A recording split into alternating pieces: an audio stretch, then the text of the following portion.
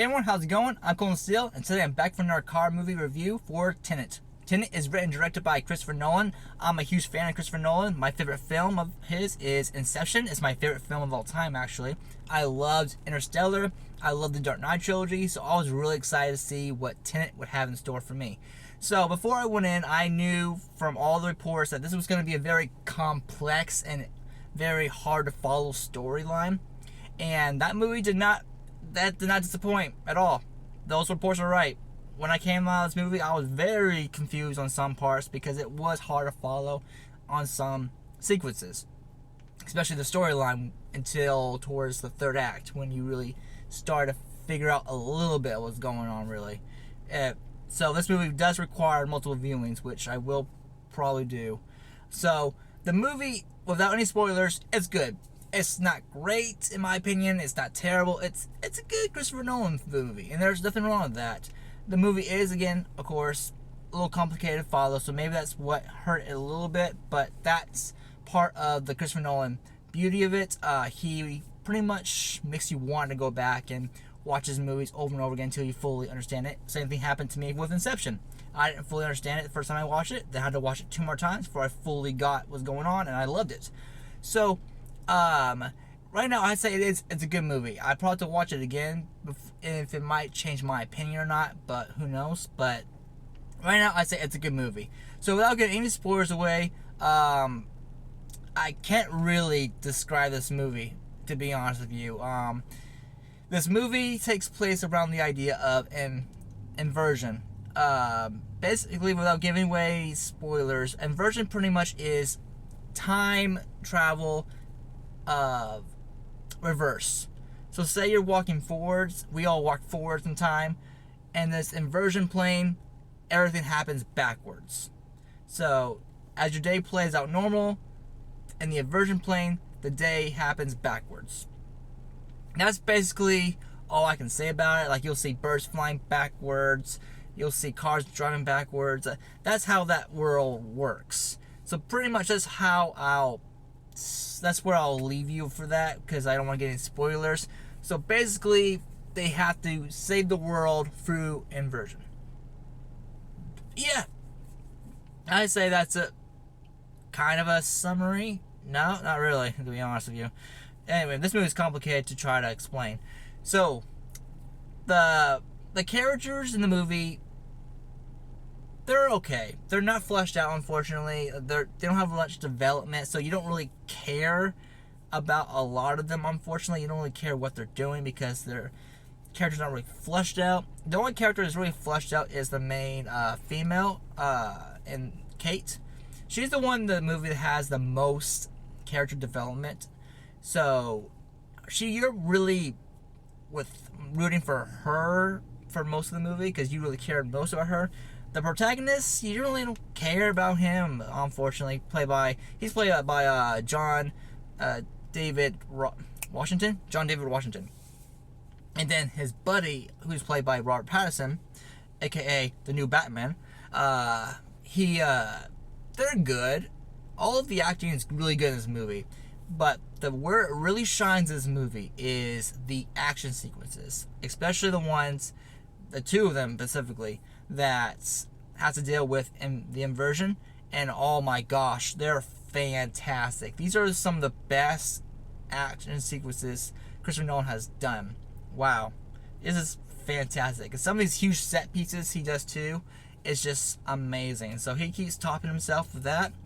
Other than that, the movie is good. The villain is unfortunately not that interesting because he gets the same treatment as the other 2 main characters, where he's just not fleshed out at all. So you don't really get his motivation for wanting to end the world. I mean, you understand why he wants to end the world, but you really don't care because he doesn't have one of those huge backstories that this happened, so he wants to end the world of this. The reason why he wants to end the world is pretty cliche, in my opinion. So his wife, Kate, she's the one that gets most of the character background. So that was a little disappointment thing for me. The dialogue in this movie is very fast paced, and some of it is very expositional, which I won't have a problem with. But this is the kind of exposition where I didn't like per se, because it's the kind of exposition where you're telling a character where you should go next, who to talk to, what to do. And in Inception, it was exposition about the world they live in and how it works. So it's like, okay, that's kind of exposition I like. And in Tenet, there's a few scenes with that kind of exposition, but the rest of them are like, okay, go to this place, talk to this person, do this. And it was pretty much like that through like the whole second act, which really kind of got on my nerves a little bit. Characters just popped out of nowhere to be at the exact same place the protagonist needed him to be, to just tell him information, which really was just, I expect that to see that in Christopher Nolan film, but it did. So it's whatever. So anyway, besides that, the music was very interesting. As you might have known, Hans Zimmer did not compose the music for Tenet, because he's composed all the other movies Christopher Nolan did. So he did not compose Tenet because he is composing Dune, which comes out next year sometime. So the composer from Black Panther composed this movie, and he did a decent job. The music fit very well for the tone they were trying to go for. It did kind of sound Hans Zimmer-ish. So if you didn't know Hans Zimmer did not compose this movie, then you probably would have thought it was Hans Zimmer. But the guy, I forgot his name, who did compose this movie, did a good job. The visuals, again, were fantastic. The camera work is great. I mean, the cinematography in this movie is just wow. I wish I could have saw this movie in IMAX, but unfortunately I don't live anywhere near an IMAX here. Actually, I do, but I'm not going to drive an hour and a half to go see a movie, though, especially in this time. Oh yeah, so this is the first movie I have to see since the whole COVID started back in April. So it was really cool to be back in the theater and watch it on a big screen. So yeah, Tenet. It's a good movie. If I had to give this movie a rating, it'd be 3.5 out of 5. Just because the characters weren't fleshed out the way I hoped they would be.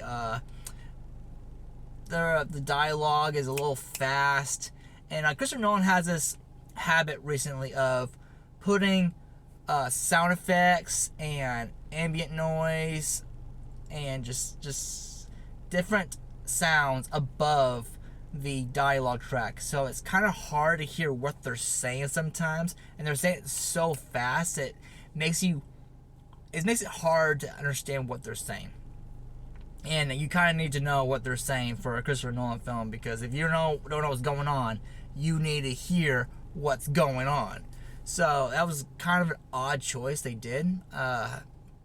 So yeah, 3.5 out of 5 stars. It's a good movie. I was so fully recommend going check it out for yourself, and then go checking it out again, and then again, in case you're still confused. So anyway, guys, I think that's it for this review. Again, sorry I couldn't give you much to go off of, because again, this movie is really hard to explain. Very hard to explain.